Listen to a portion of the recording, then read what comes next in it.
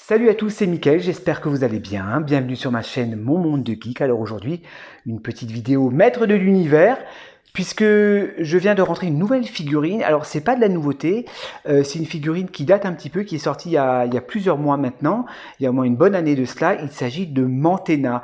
Alors Mantenna, j'avais pas pris à sa sortie, elle était partie assez vite. On commence de nouveau à la voir dans les boutiques. Alors moi je l'ai acheté chez mon ami Alexandre de la boutique Little Tokyo, donc directement sur place en magasin. Je me promenais voilà chez lui et j'ai vu qu'il avait en stock.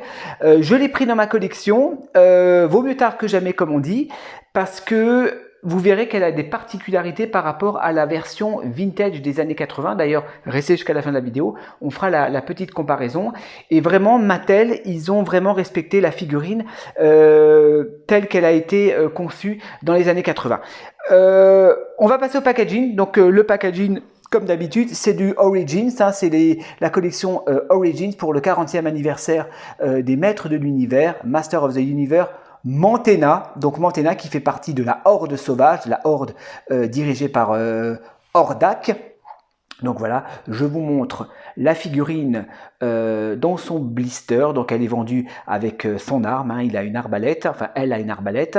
Il y a un petit comics et on a le logo du The Evil Horde. Donc la Horde Evil, méchant, voilà, si on peut dire comme ça. La petite photo, enfin le dessin, pardon, c'est pas une photo, c'est une magnifique illustration. Donc Mantenna avec ses yeux qui peut ressortir. Donc comme la figurine vintage, hein, il y a également le petit mécanisme pour pouvoir lui faire sortir les yeux. Et ça, c'est la grande nouveauté. Il y a 4 pattes. Donc Mattel nous a mis 4 pattes et ça c'est vraiment génial. Grizzlor, Hordak, je vais vous les sortir tout à l'heure pour vous les montrer, les hommes serpents, les différentes figurines donc proposées comme d'habitude à la vente. Et on a effectivement les différents mécanismes de la figurine. C'est du Mattel bien évidemment.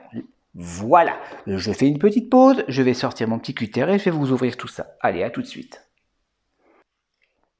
Allez, c'est parti. Donc j'ai donc découpé comme d'habitude soigneusement le blister. Donc, je vous montre la petite carte que je garde bien évidemment. La figurine, la voici. Le petit comics. Donc je vous le montre rapidement. Donc voilà, avec Skeletor. Donc je l'ai un petit peu abîmé là, bien évidemment, comme d'habitude. Le petit comic donc qui est fourni avec la figurine. Voilà, on voit Mantenna, on voit Skeletor, tous les personnages de cet univers. Et on a, comme d'habitude, le petit manuel d'utilisation, on va dire ça comme ça, puisque on peut retirer les bras, on peut retirer la tête, on peut bouger les yeux, on va voir ça ensemble. Alors, on va passer sur la figurine. Je ne l'ai pas encore déballée complètement. Il y a encore les petits attaches en plastique. Regardez-moi ça, comme elle est fidèle. Elle est vraiment fidèle à la figurine des années 80. Hein. D'ailleurs, on va faire la comparaison. Hein. Et ça, c'est génial. Là, les jambes séparées, les 4 jambes, parce qu'on sait que la figurine vintage, elle avait les 2 jambes et les jambes arrière, c'est un petit peu, c'est une arachnide, hein, les jambes arrière étaient collées, là ils nous ont décollé les jambes avec des articulations et l'arme qui se trouve à l'arrière. Le petit mécanisme, on le voit, il est là. Allez, je fais encore une petite pause, voilà, pour que ça aille un peu plus vite, et je vais enlever les petites attaches. À tout de suite. Bon allez, c'est parti, on va découvrir tout ça ensemble. Alors, je vous montre son arme, donc l'arbalète grise, donc à l'effigie d'une chauve-souris. Et je crois, normalement, ouais, il y a le mécanisme, vous voyez, hop, ça, on peut le clipser comme ceci.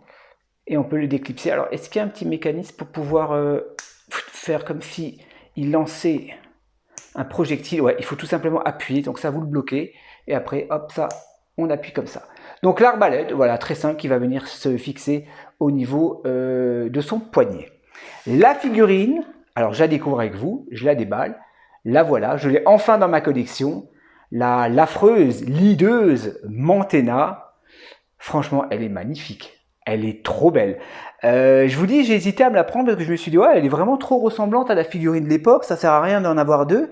Eh bien si, parce que la nouveauté, c'est ça, les amis. C'est les jambes. Regardez-moi ça. C'est les jambes. Donc elle a, comme une arachnide, 4 jambes. Et ça, c'est génial. Articulé, pardon, au niveau des genoux, au niveau des pieds, des chevilles. Ça, c'est cool. Le torse, on peut le bouger, on peut même le décoller. Hein. Vous pouvez même l'intégrer à un autre personnage si vous voulez. Hein. Articulation des bras, des coudes. On peut retirer les petites mains, les petites mimines. Articulation, rotation de la tête. Superbe. Et le petit mécanisme. Ça, c'est génial. Hop, pour lui faire sortir ses yeux. Regardez-moi ça. C'est génial. C'est franchement, elle est trop belle. Je suis vraiment content de la voir. Il y a un moment donné, elle commence à être un petit peu compliquée à se la procurer, mais j'ai vu qu'elle commence de nouveau à être en stock dans les boutiques. Là, on a des espèces de petits boutons, des excroissances au niveau des pattes, hein, puisque c'est plus des pattes que des jambes. Hein.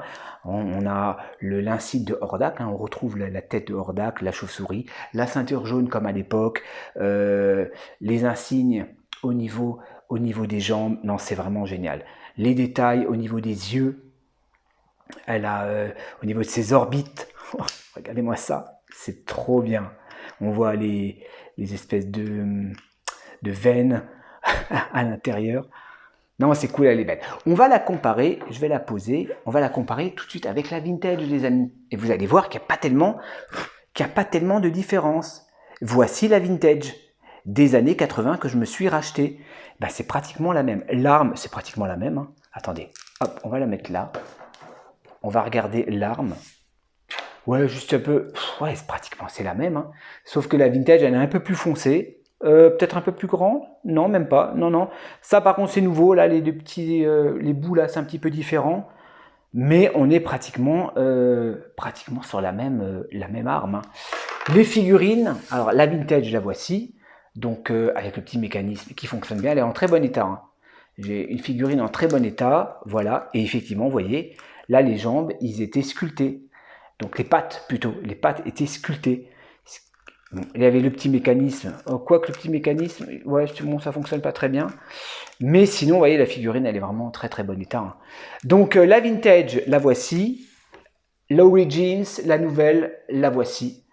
Donc effectivement très similaire, bien évidemment la nouvelle elle est un peu plus détaillée au niveau du plastron, ouais, quoique l'ancienne était, attendez j'ai peut-être des bêtises, non c'est plutôt la vintage, attendez, la vintage j'ai l'impression qu'elle est beaucoup plus détaillée au niveau du plastron, au niveau de l'armure, vous voyez au niveau de l'insigne de Hordak, tandis que, ouais, c'est un petit peu les couleurs, c'est un peu les couleurs qui font ça, vous voyez. Un peu les couleurs qui font ça. Là, on n'est plus sur un rouge plus vif. Là, on est sur un rouge un peu plus clair. Mais sinon, dans l'ensemble, c'est vraiment la même figurine. C'est vraiment la même figurine. Non, franchement, je suis vraiment content de l'avoir dans ma collection. Alors, on va, non, que je ne me trompe pas d'arme, lui mettre son arme à elle. Tac. Hop. Alors oui, son arme, on va lui mettre quand même. Alors, attendez.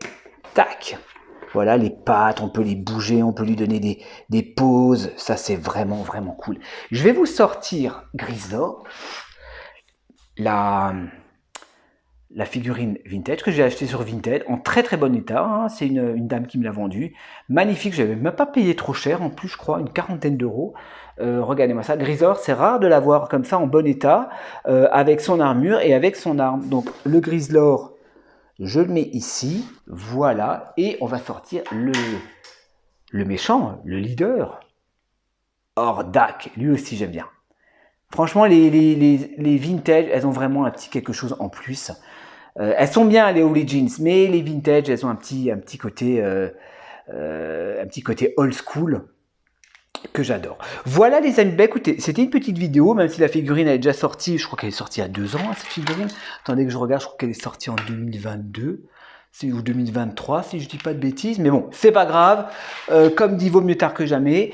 Je suis content de l'avoir enfin dans ma collection, et je suis content d'avoir pu vous présenter cette figurine. Voilà les amis, j'espère que cette petite vidéo vous aura plu, et moi je vous dis à la prochaine pour de nouvelles reviews sur ma chaîne. Allez, portez-vous bien, ciao ciao.